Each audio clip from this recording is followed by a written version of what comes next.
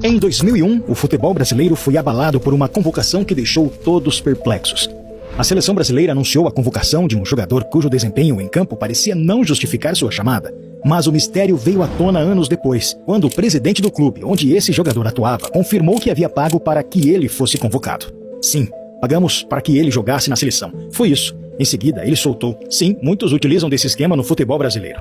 Essa história é apenas a ponta do iceberg. Você descobriu algo mais dentro do futebol que te deixou abismado? Totalmente, por exemplo, a quantidade de convocações para a seleção brasileira que não atendiam ao mérito, atendiam apenas a necessidade mercadológica de se dividir lucros com empresários.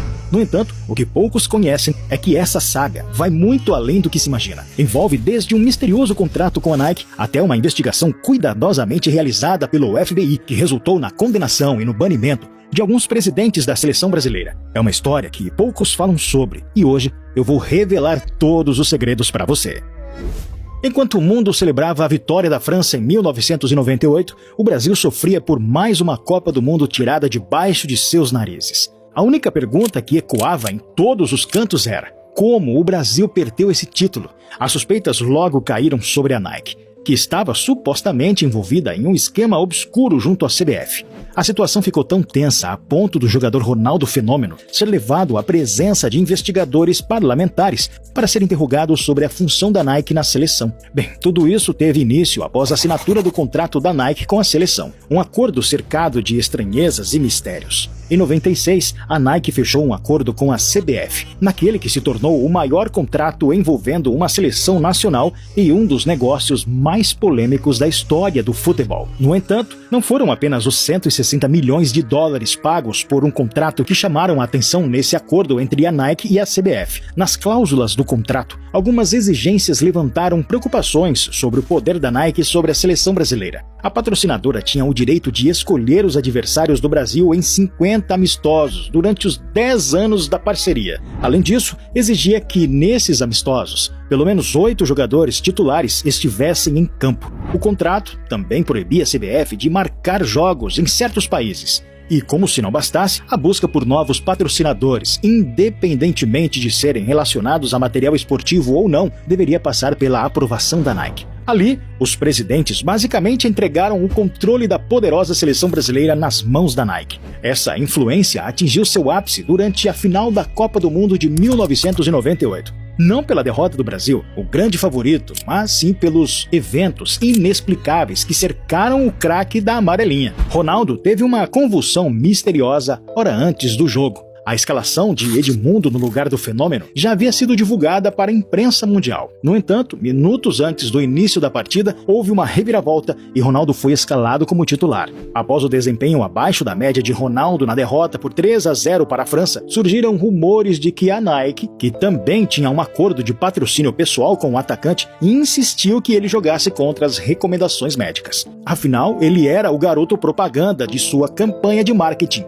Em um áudio vazado de Edmundo, ele chegou a mencionar a existência de um contrato que obrigava Ronaldo a jogar todos os jogos. A Nike é uma coisa verdadeira, mas é uma coisa não especificamente, não vi isso especificamente na final. Tem um contrato que o Ronaldo tem que jogar todos os jogos em 90 minutos, mas que a Nike tem uma força da coisa. Tem. No Brasil, a Nike se tornou uma das grandes vilãs daquela derrota. Quando a equipe retornou ao aeroporto do Rio de Janeiro, eles se depararam com uma faixa que expressava o sentimento nacional de forma simples e direta. Uma bandeira brasileira com o slogan Ordem e Progresso, substituído pela palavra Nike. Mas isso era apenas o começo do tenso episódio que estava por vir. Em 2015, uma investigação do FBI trouxe à tona detalhes chocantes. Além dos 160 milhões de dólares do contrato de patrocínio ao longo de 10 anos, a Nike concordou em pagar por fora do contrato 40 milhões de dólares à Trafic, a empresa detentora dos direitos de imagem da seleção, com esses valores sendo transferidos para uma conta na Suíça.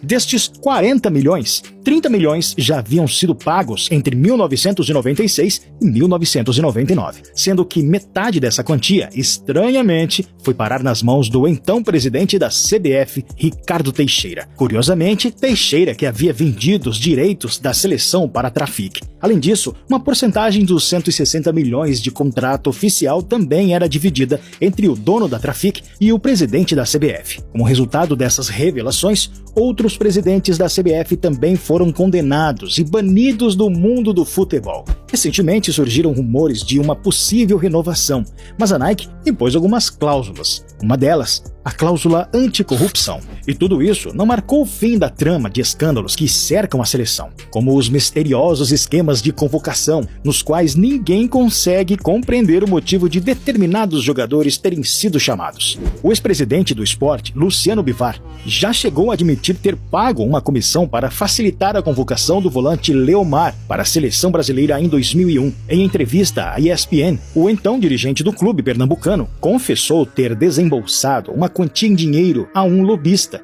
que intermediou os contatos para segurar a convocação do jogador. Todo mundo faz lobby no futebol brasileiro. Pergunte a Felipão, por exemplo, quantos procuradores ligaram a ele pedindo a convocação de alguém? Essa é a realidade do futebol brasileiro. No caso de Leomar, houve um pagamento para que ele fosse convocado, afirmou Bivar. Na época, a convocação de Leomar causou estranheza na imprensa e entre o público. Um dos objetivos nossos era valorizar o Leomar como um atleta que foi do Sport Clube do Recife, uma grande entidade, e que jogou na seleção brasileira. O volante chegou até a ser capitão da equipe e disputou a Copa das Confederações de 2001, tendo Emerson Leão como técnico da seleção. Se eu convocar X jogador, esse jogador vai passar a valer muito mais. Esse lucro vai ser repartido entre várias pessoas, dirigentes, empresários e quem encaminha o próprio jogador.